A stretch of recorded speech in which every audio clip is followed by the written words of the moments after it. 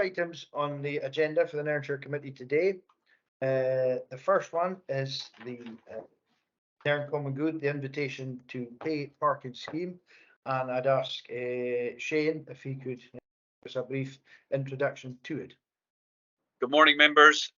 Yes, so this is follow on from members' decisions to ensure that we have full transparency on the recharges that we propose to make to the Common Good Fund for servicing the scheme in Nairn. And the details in the paper are quite short and self-explanatory. I would only say to members that obviously when writing the paper, there was still some income to come in. So just to update you that as of today, the gross income is £25,188, so it's slightly more than is indicated in the paper. But the actual costs will be slightly lower because I'd estimated some of the transaction charges at £723. They're actually sitting at £694. So there's about £20 in it by the time I actually submit the recharge to the Common Good Fund. So there's a very, very small discrepancy, but that's due to the fact that we still had a month's income to come into the account, members. So I look for any questions that you may have on the paper. Okay, thank you for that. It's quite straightforward, and thank you for the figures. I'll open it up. Councillor Jarvie. No, that's good. That's a good breakdown for the public to see, which is what we're wanting is the transparency. The card transaction and processing fees are fine. That's a lot. That's a lot. But is that the card transaction companies, I assume? They're a fixed percentage cost within the contracts that we run with the card machines. So there's two elements. There's the actual card transaction fees based on a percentage, which is council wide. It's not unique to Nairn. So the manufacturer processes all the card transactions for the council and deposits the money in the account and then recharges us. So we've already paid that bill, so to speak. We're just looking to reclaim it. Okay. Right. And there's no way of that being reduced with another contract at all? Unlike the retail environment, so in the retail environment, obviously you can go to any provider you wish. The machine manufacturers are the credit card merchant in this circumstance. So they use quite a specialist piece of equipment on the machines, which is a true roaming SIM. It means that it's not. It can latch onto virtually any telephone signal that it can find to transmit the data, and it's integrated with their contactless system on the machine. So we can't take that out and put another contactless system in. Right, okay. And the difference is pounds, a few pounds. It's negligible, to be frank, Councillor Jarvie. Right, so it's automated function, it has to be that price, basically. Yes. That's fine. Okie doke, Ben. Okay, thank you, Councillor Jarvie. Provost? Right, the report I've no real problem with. The swipe machine costs, they're actually normal. They're within what you would pay in private business. The only thing I really object to is the enforcement officers coming around the streets. I just don't see a need for them in Nairn. They go up the side streets, put tickets on people for no reason on the single yellow lines, which are used all the time. All they do is get the backs up with the locals. To be quite honest, I don't think we need them in Nairn. If it's a voluntary only scheme, I'd rather we just didn't have the enforcement officers. Makes things in life a lot easier and happier for people. I think that's my thoughts on it. I think that's a separate issue to be dealt with elsewhere. Well, could we deal with it here actually?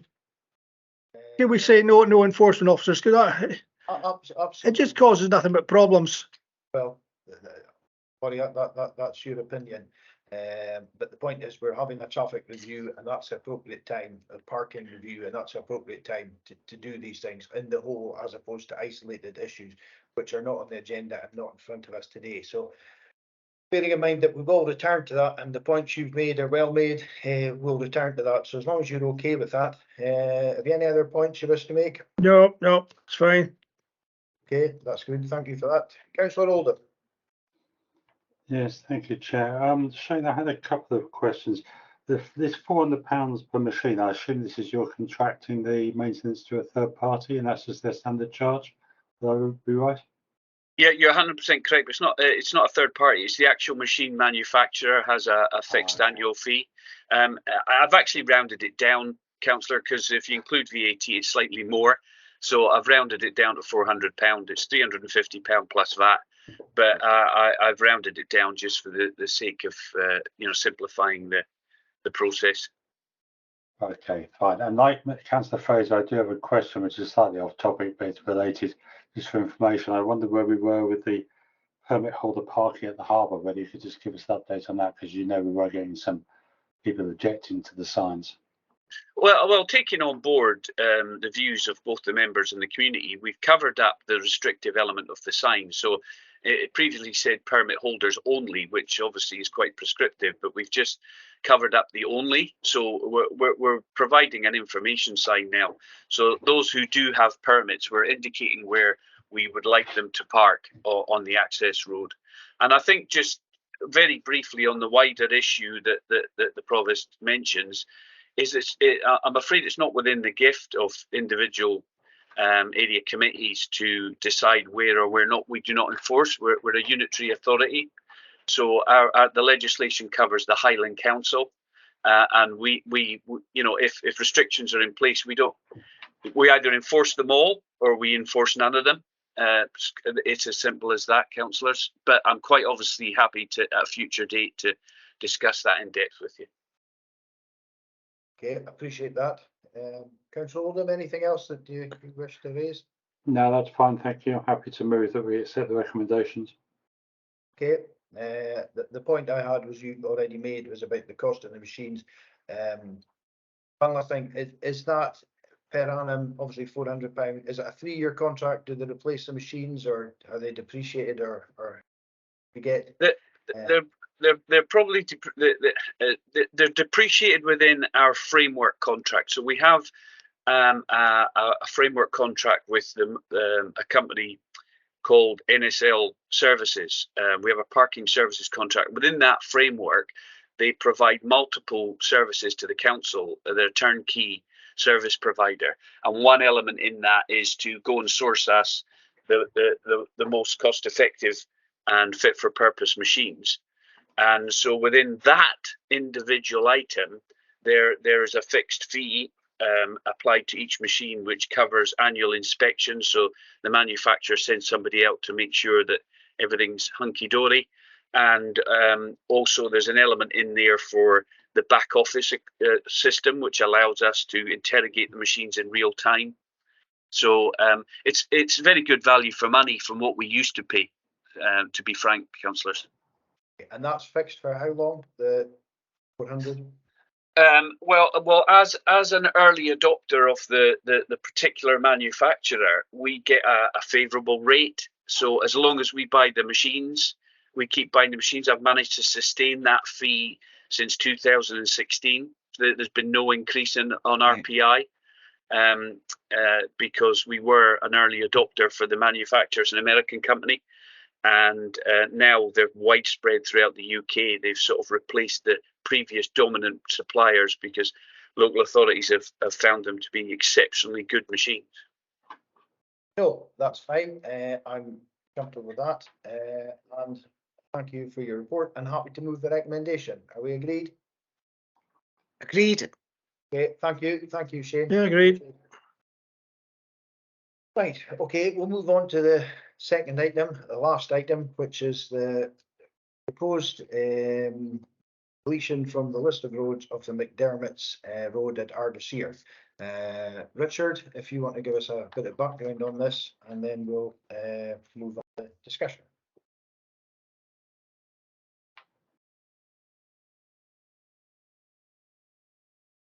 Okay. Richard, yes, if you just give us a wee bit of background, Richard. Thanks, Chairman. Seem to all be having technical issues today. I think I'm working now. Yes. Thanks very much. So this report from the area roads team is the proposed deletion from the list of public roads of the U2218 McDermott's Road at Ardashir, just on the westernmost extent of the Nairn ward. So this road, basically members are asked to approve this proposed change.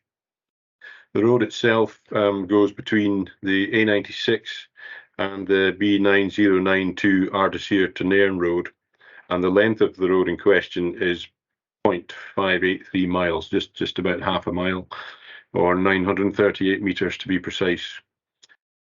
So the Port of Ardashir approached the local authority with a desire to take over the maintenance of this road. So in proposing that we agree to this, obviously the outcome will be a saving for the Highland Council. I will no longer have to be concerned with the upkeep of that road. Ardashir Port Authority have given quite extensive assurances that there'll be virtually no impact on current users of the road. So access will be maintained at all times for all users. What they will experience is an improvement to the quality of the upkeep of the road, because that will be the main approach to the Port of Ardashir, in which they're investing substantial sums over the future period. So their main motivation is to have an entrance to the port, which reflects, I think in their words, the standard of business that they're doing there. So they want to have invest in that first impression that users will get as they come to the site. So they're even talking about new lighting and possibly a new footway down the length of that road. So the result will be an improved road, and there'll be no change to the use of that road. So the Port of Ardashir has also been in touch with the various community councils locally there, and they've had no negative feedback. They gave a presentation to local members at ward business meeting, and again, from memory, there's nothing too contentious came out of that. So perhaps the report speaks for itself, but on that note, I'll ask if there's any questions from the chair or members. Okay, that's fine. I've got one question before I open it up. There's been considerable debate amongst ourselves as to actually where the ward boundary lies, and I thank Councillor Oldham for his work on this. And it's not quite down the middle. They own Culloden and Ardashir own more than we do in the sense, or have oversight over more than we do. I was just asking the question: are you going to the city committee with the same proposal? If that's procedurally the correct thing to do, then yes, we'll do that. We, from an area roads perspective, this road is exclusively Nairn. It's inspected and maintained by Nairn, and it's on our list of roads in this area. But it would seem neighbourly, if nothing else, to consult with the Inverness members. So we can. That's in progress, and we can keep the committee informed about that. Well, I'm supportive of this. We welcome any developments that are coming at Ardashir to create jobs.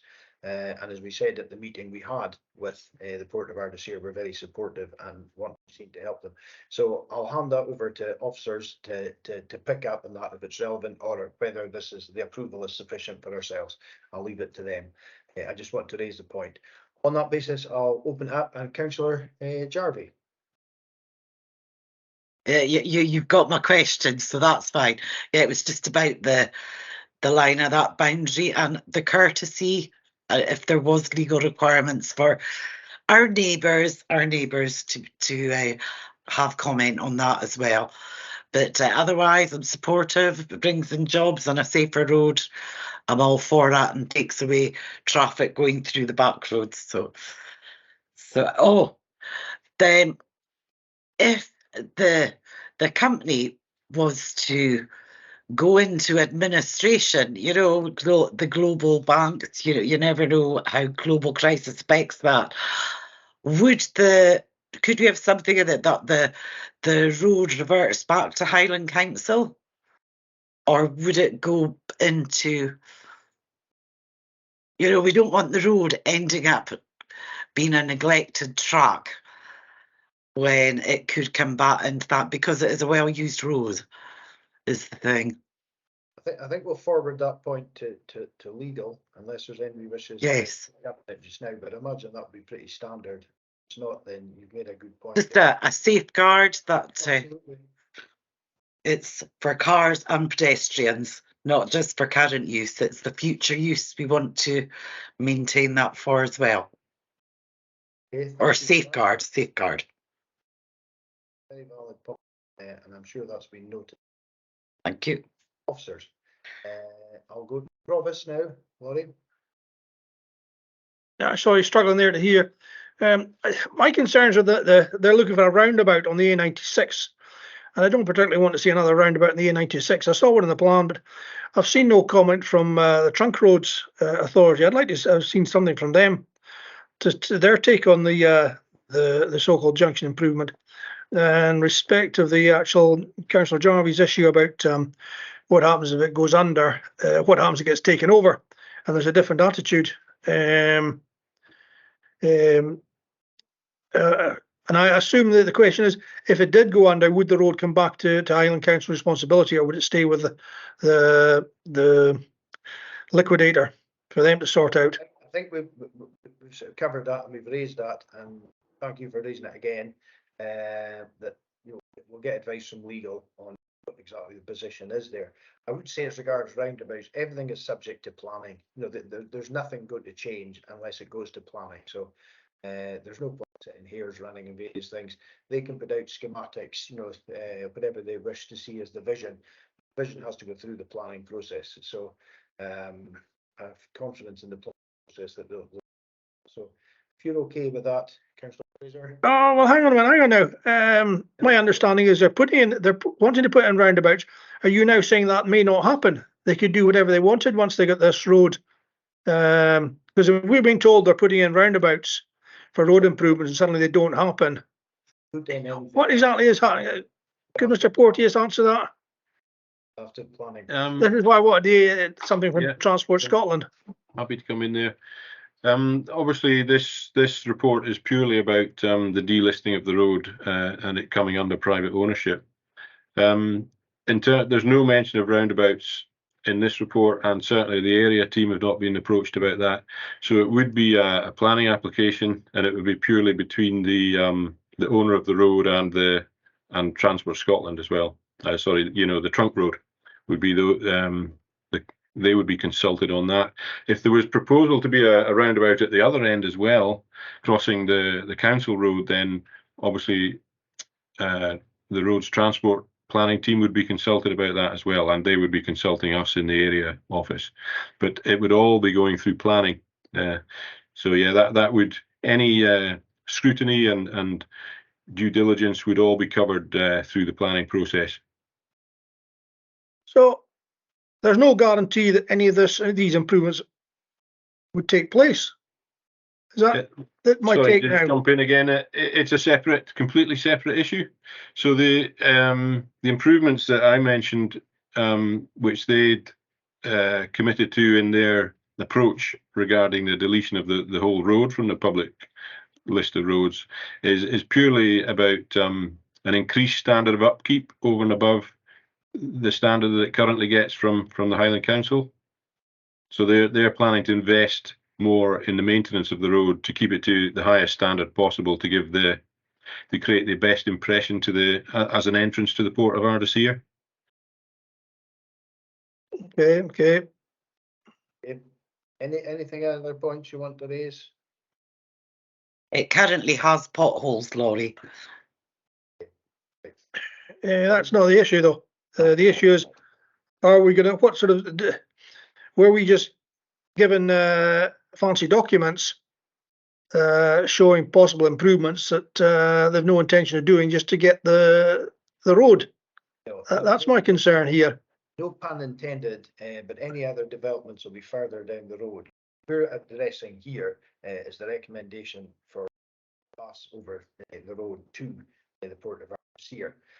Anything that requires change, alteration will have to go through the process, and I, for one, through the committee, have every faith in yourself and Councillor Oldham, who are on South Park, to safeguard the interests of Nairn and Nairnshire. So the process is there. It's not really what it's about today, what we're doing now, and I understand that you may have concerns, but the purpose of today is to sort of hand over the road to the Port of Armseer. All the checks and balances, everything's there to address any issues that arise. So unless there's any issues with what's in front of us, Councillor Oldham. Yes, thank you, Chair. I do have some concerns about this, which have kind of been raised by other members too. I am concerned about whether or not we actually have a legal, whether or not there is any actual legal basis on which Ardersier Port are bound to the promises that they've made, but also whether, if there is such an agreement, that will also be binding on its successors, because I could quite imagine one of the going bust might be purchased by somebody else, and we need to be sure that that is the state of the road is going to remain in that situation. So I would be looking as an amendment to this, or at least an assurance, if you like, an amendment, that often we ought to have a legally binding agreement on the owners and their successors to ensure that the access to this road continues at all times. The other thing which I have concerns about, which I don't know whether Richard is aware of, is that they are talking about putting speed humps in the road.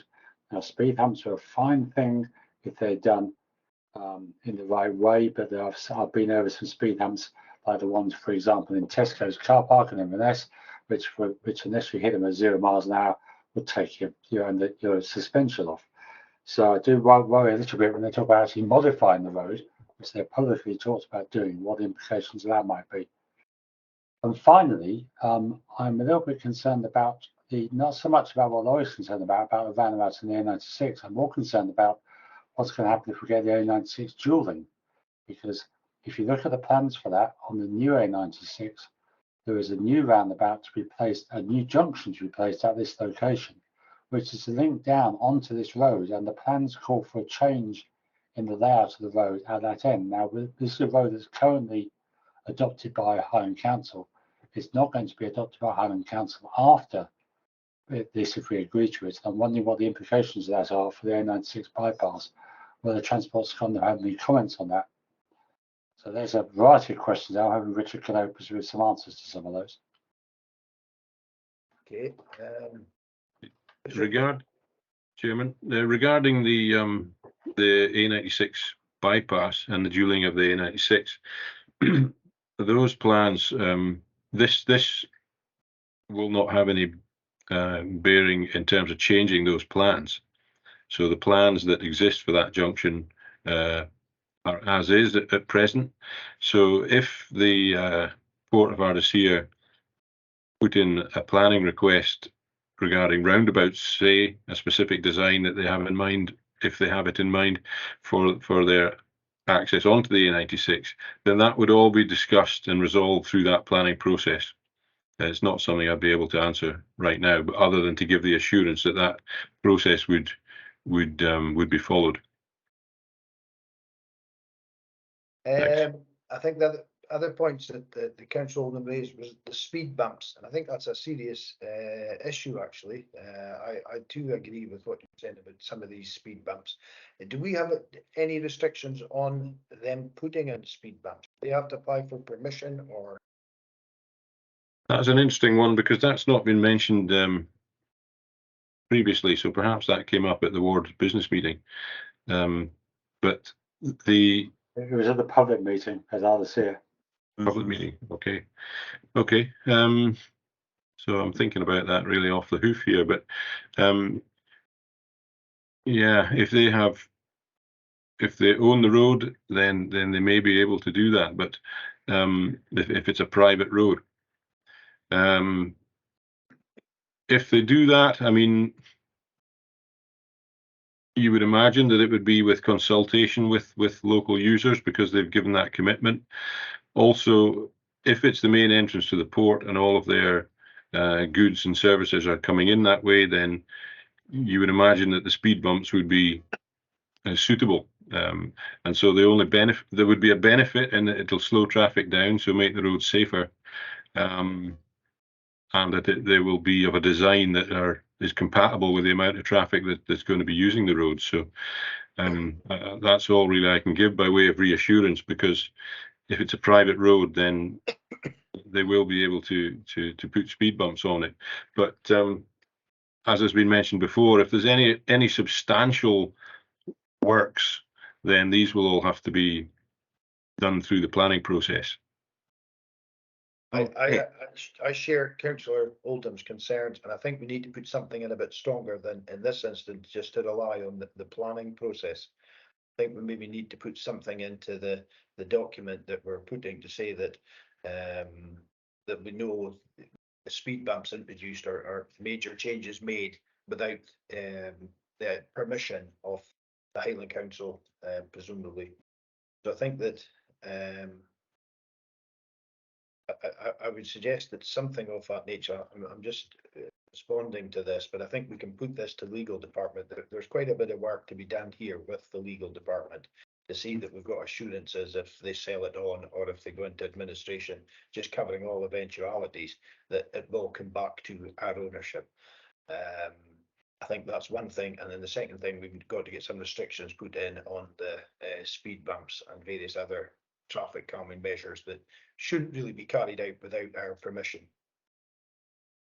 Perhaps in consultation. Now, I'm not agreeing regarding the speed bumps with these things, because enforcement is not a strong point. So I would rather actually address this initially head on and prevent these things happening.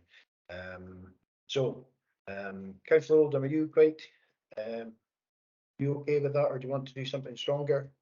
I was hoping that I see Paul has his hand up. I'm hoping he's going to respond to my questions about the legal implications of this and how we're going to ensure that is covered. So perhaps we go to him. Okay, Paul, I'll hand over to Paul.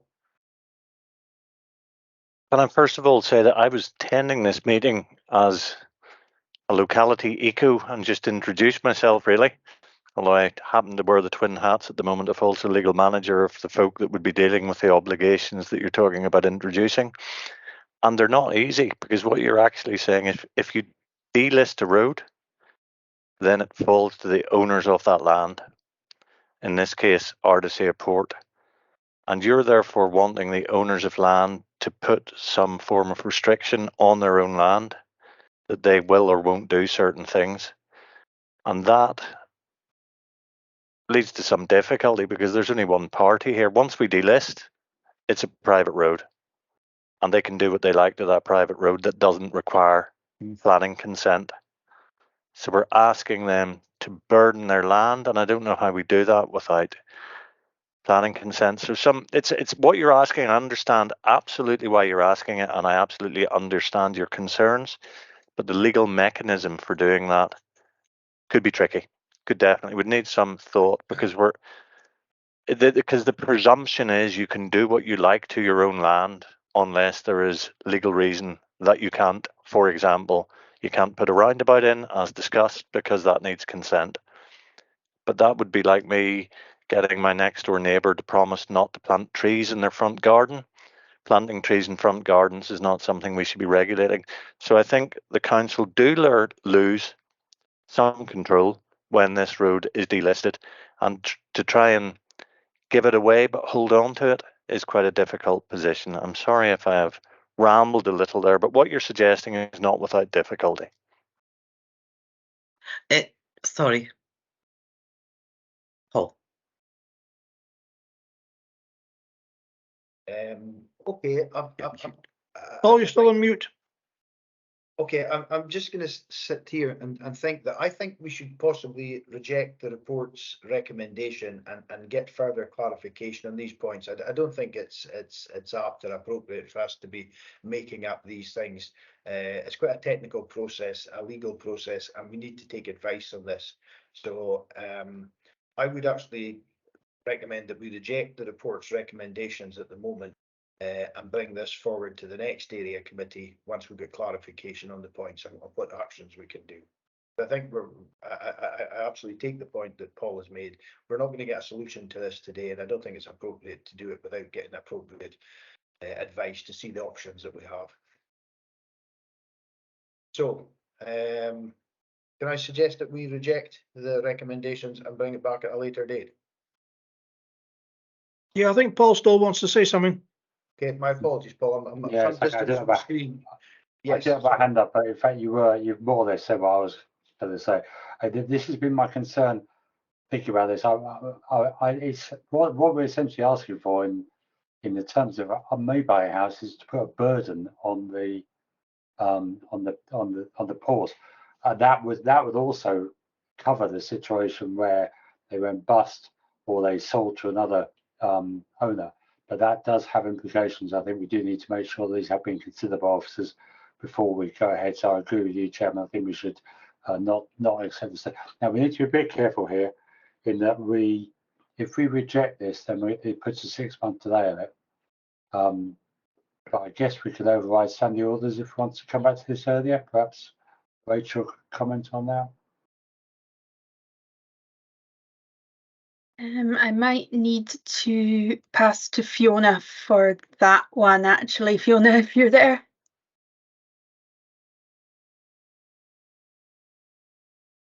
Fiona. Hello. Hi. Yes, I am. What you could do is defer it, and I'm wondering what Paul thinks of that. Would it be more appropriate to defer it rather than actually reject it?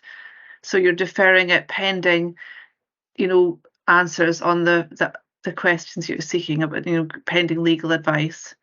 Would that be a appropriate way forward? Well, That'd be ideal, I think. if that's the advice we're getting, to defer, and that becomes the 6-month time limit. Yeah. Okay, thank you for that. So, any other points you wish to raise, or are we going to agree that we're going to defer it?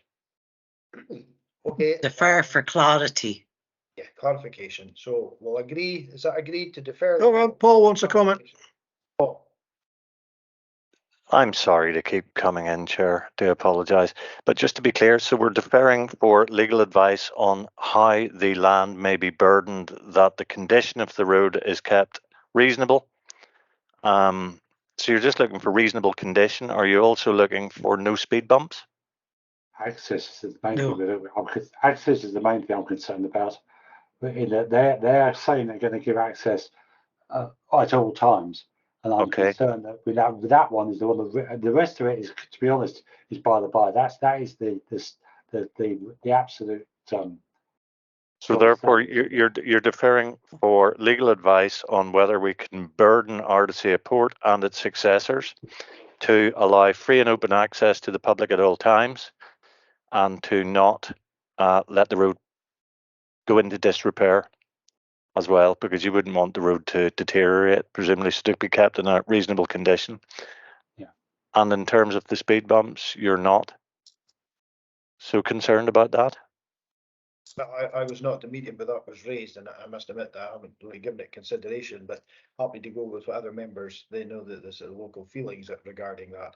I think the main point is access, and it was overriding sentiment that access would be maintained. There would be no opposition to access, so it's maybe just to reinforce the access aspect of it. I'm comfortable with relaxed with the not having to put anything in about speed bumps unless somebody's wishes to put something in there, but I get the difficulties of putting that burden on them. So, Paul, We can certainly come back with advice.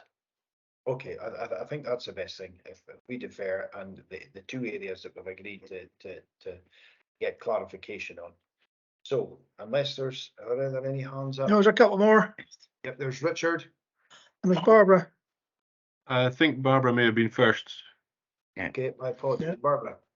Okay, I don't know why I'm a funny pixel kind of thing. I'm not against the speed bump. We were told at the ward and at the public meeting that there was going to be speed bumps, because I asked and was told there was going to be 2, and I'd asked what style, and they said, oh, it would be proper. So I'm not against speed bumps, but I am against ones that are not appropriate for all cars, and I don't want it to be used as restricting card, because it says in the thing here that public access to the road will not be compromised. Now, public access, really, that needs to say by vehicle and pedestrian. You know, and the speed bumps need to be run past somebody. I think. Are we really are you saying we cannot do this without conditions to protect the future use of the road? Is the whole big question. Well, I think we're getting clarification on certain aspects of this. So the points raised have been taken on board. Get clarification back on the issues that have been raised. But I'll come to Richard. Richard. Thank you. Just for simplicity, then, it seems to me that the main burden is on the successor, because the current proposal answers most of the questions already in terms of although Councillor Jarvie was maybe looking for reassurance on that, but maintaining the letters and presentations that they've given so far have reassured that there will be no impeding on public access at all, and that all current accesses will be maintained.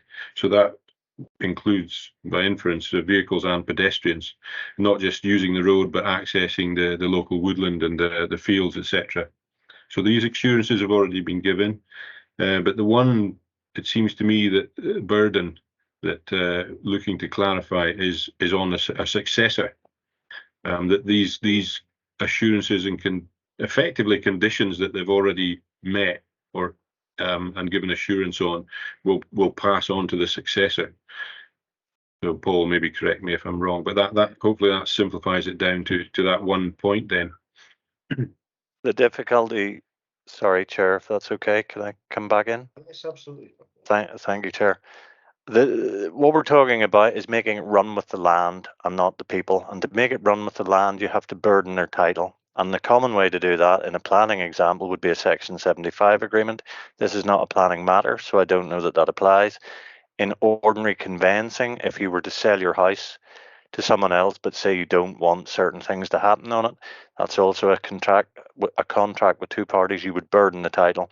We're asking them to unilaterally burden their title before we agree to delist this road, and I think that's not without difficulty. But everything that you're talking about, any restriction, whether it's public access, whether it's no speed bumps, whether it's keep it in good condition, the only way to make that enforceable against successors is to put it on the title.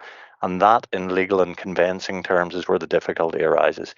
Because you can contract very simply with these people to do certain things, but as soon as they sell it on, that contract does not bind third parties, only burdening the land.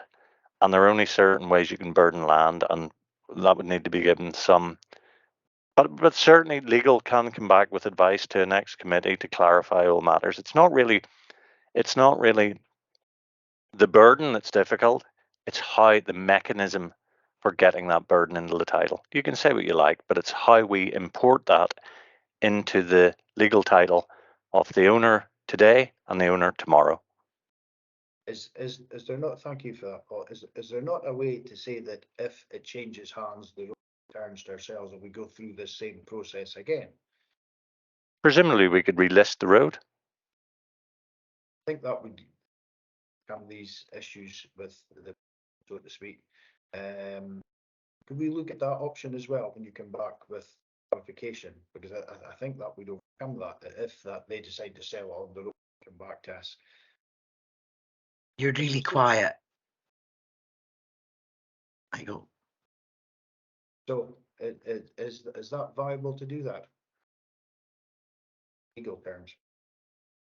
I'm not exactly sure the process for adoption of roads, but I presume at one time all roads were private, and then the roads Scotland Act was used to decide which roads would become adopted. So it is within the legal gift of the council to adopt private roads, I would imagine, but I'm not sure of the actual process of that. Richard coming in here. Sorry, Yes. sorry, Chairman, you're so quiet. It's really hard to hear you at all. I don't know where the mic is. But, Okay, is that better? Yes. that's better. Okay, sorry, Richard. Yes, obviously there's a process for adoption of roads. There's guidance for that on the council website, and that usually applies to new developments. Obviously,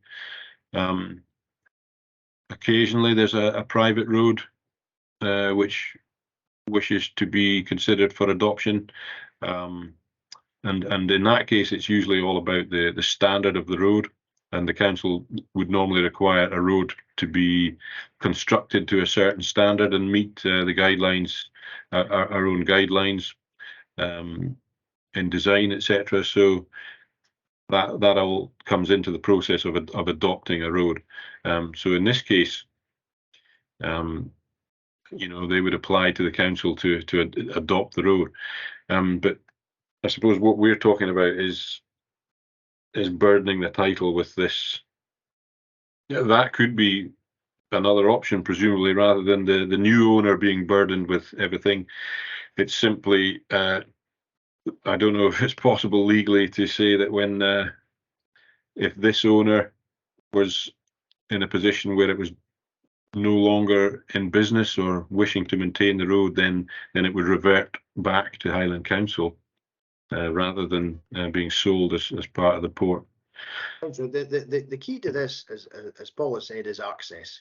And what we don't want to happen is if something untoward or something fortuitous for the Port of Nairnshire happens and they move the ownership, whether for positive or negative reasons, and it changes hands. What we want to do is to put something in place that maintains access. And if that's just to put a line in the title to say that it returns to Highland Council and the folk who take it over have to go through the same process, that would seem to be a more straightforward way rather than putting specific burdens, which realistically might be unenforceable, onto the title. I don't know. It just seems a more straightforward way of addressing the issue. So, I just nip in there again. Yes. Obviously, one risk in automatically bringing it back to the council is that we're inheriting a burden that we don't want or that we can't afford because of something that's happened to the road. That's why there's scrutiny in the normal adoption process, so that we don't burden ourselves with costs that we don't want. So that would be the danger of automatically bringing it back. Thanks. I get that. Paul. Sorry, there's no way that this could be automatically. I mean, things can't be done to happen automatically. So you could reserve a right in the title to buy it back. I'm assuming there's no conveyance here. They own the road. Is that correct, Richard? They own the road already. The only powers that the council have are as a roads authority. We don't own most of our roads network. We are like owners because of the legislation, but as soon as we delist a road, it is the person who owns the ground under the tarmac that owns the road. And so we're not selling them anything, and therefore we're not burdening a title on sale.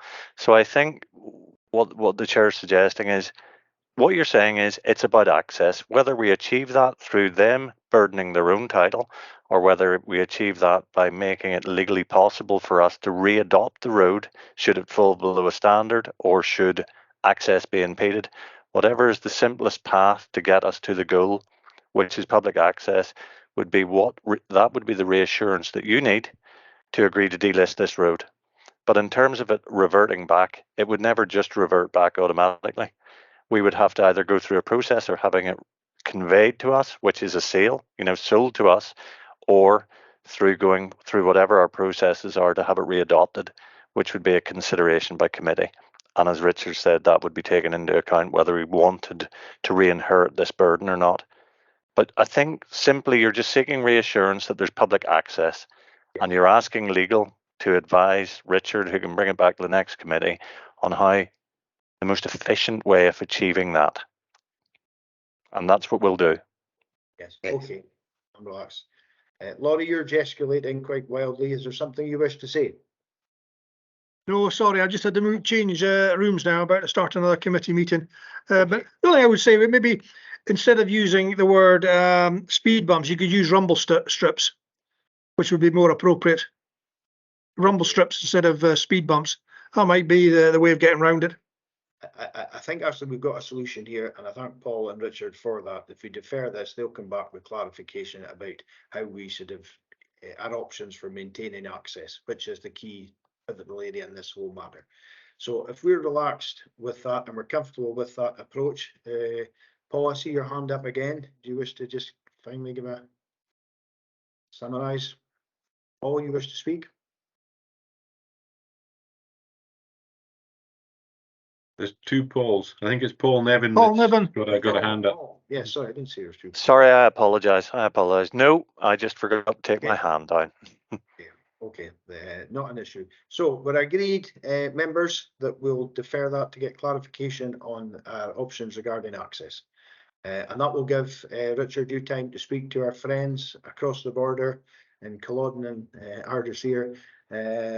So we'll look forward to returning this. I would like to thank everybody for their time, effort and expertise, and look forward to the next meeting. Okay, thank you.